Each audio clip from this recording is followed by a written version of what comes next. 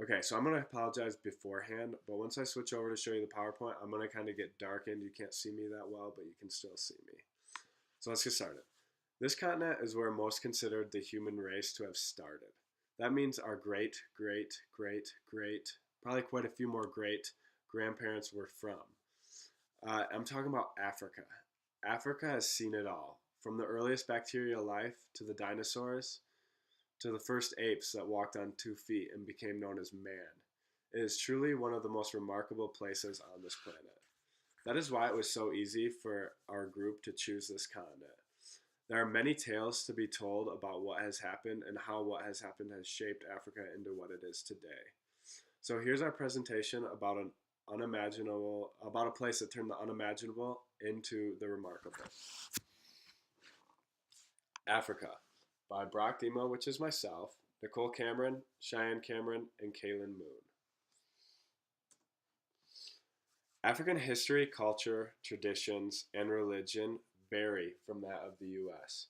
So those are our 4 main points: history, culture, tradition, and religion.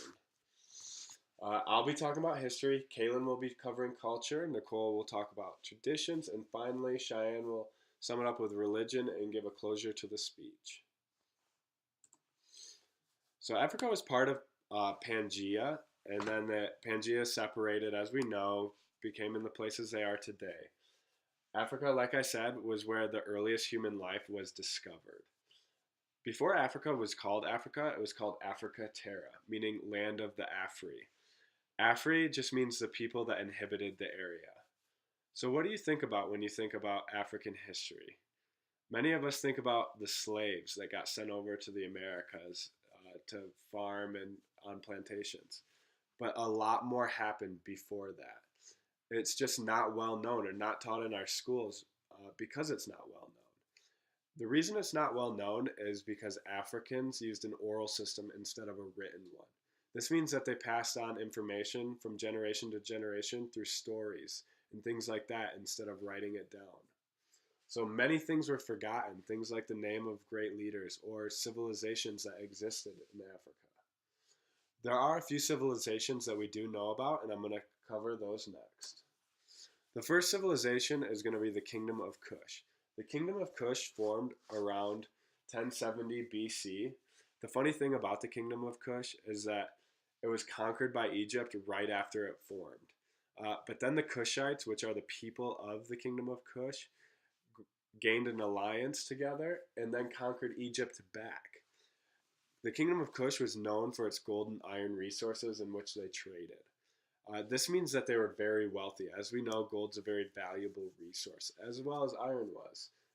But they became one of the wealthiest nations, or one of the wealthiest kingdoms, in African history.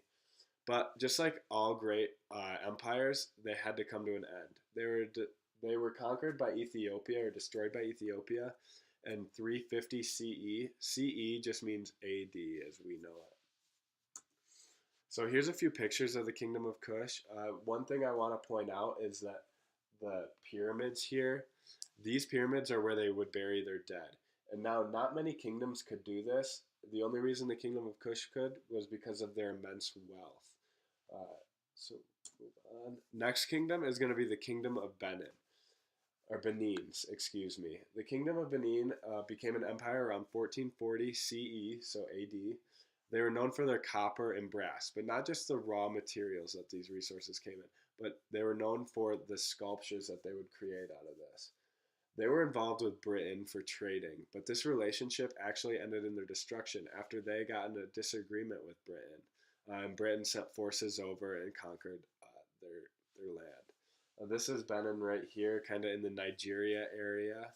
I didn't point out on the map. I showed it, but the Kingdom of Kush is located up in this region, which is just below Egypt, current day Egypt. So here's a few of the sculptures right here and here that they were known for. And then up here is a drawing of what the Kingdom of Benin looked like from someone that had visited. So the last kingdom I want to talk about is the Kingdom of Zimbabwe. Zimbabwe was one of the greatest kingdoms of African history. As you can see, they were located kind of in southern Africa, but that circle is a lot bigger than the ones that I showed for the other ones. That's because it was an immense, enormous kingdom. And that kingdom formed around the city of Great Zimbabwe. This city was a mystery to many people and still is a mystery. They had gigantic stone structures and walls. Their stone wall that surrounded a portion of the city was 18 feet high and over 900 feet long. Many Europeans that traveled here uh, when they were exploring denied the fact that the black Africans could have built this structure and said that Europeans or whites came before them and built the structures and then they took it over and took it for themselves. Um, the Kingdom of Zimbabwe was important for religious and trading center. It was a huge area, so it was an enormous religious area, and obviously they covered a lot of land. So the trading was good because they had a lot of resources.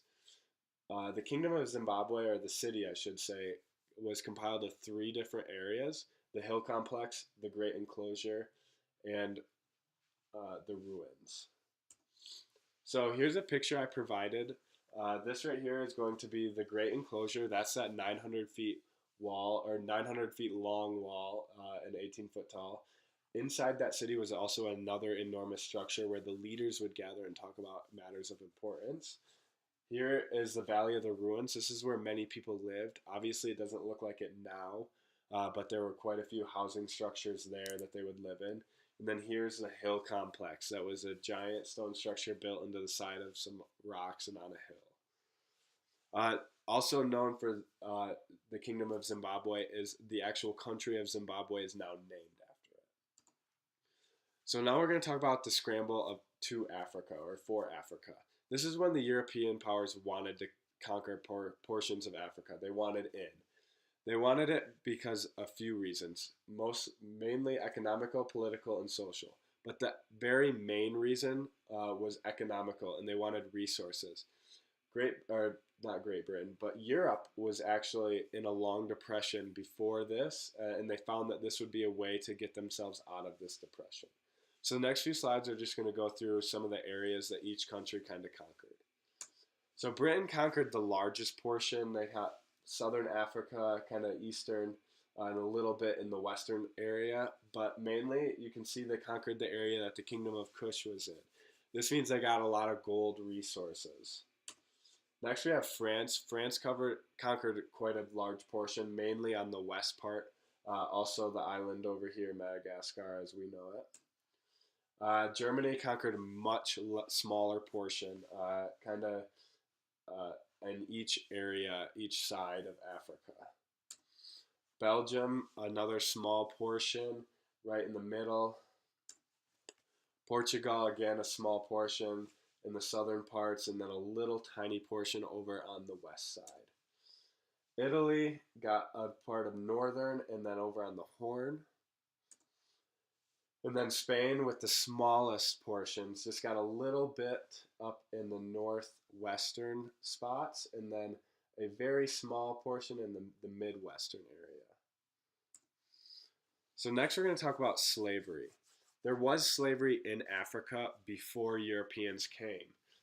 Most people don't know this, but the difference between the slavery was that slaves were treated better, and that slaves could actually become part of the government or royal family that they were enslaved in. And they were usually enslaved because they were paying off a debt or paying for a crime they committed. Like I said, they were treated well, they were fed well, they slept well, things like that. So after Europeans came into Africa and enforced slavery, it was a form of slavery called chattel slavery. This means that the slaves were actually becoming property instead of humans. When Europeans came in, it was a much larger scale. They took a lot more people. They would use war and raids to take these people. And then the trade triangle that we know of is where they would take the slaves from Africa over to the U.S. Or the Americas, I should say, to plantations to have them work, and then Europe would gain from this. So now I'm going to pass it on to Kaylin, who's going to talk about culture.